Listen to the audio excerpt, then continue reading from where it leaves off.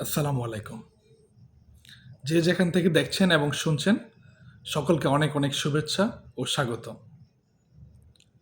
জুড়ে গেল আরও একটি ফুল। আজকে আলোচনা করব এদেশের সবচেয়ে আলোচিত ঘটনা সাম্প্রতিক সময়ে রামিসা দর্শন পরবর্তী হত্যা। যতটুকু আমরা জানতে পেরেছি, রামিসা ৮ বছর বয়সী একটি শিশু। সে ২য় শ্রেণীতে পড়ত। সে মেধাবী ছাত্রী ছিল। সে নিয়মিত প্রথম স্থান অর্জন করত। কিন্তু আমরা দেখতে পেলাম একটি নিষ্পাপ শিশুকে ধর্ষণ করে গলা কেটে নির্মমভাবে হত্যা করা হয়েছে। কি নিষ্ঠুরতা! আমি এই নির্মম ঘটনার তীব্র নিন্দা এবং প্রতিবাদ জানাই একজন সচেতন নাগরিক হিসাবে।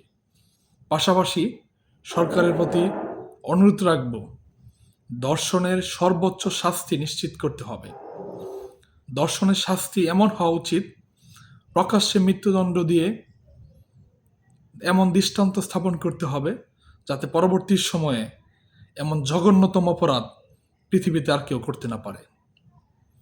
এটা হচ্ছে আমার ব্যক্তিগত মতামত। সকলকে ধন্যবাদ।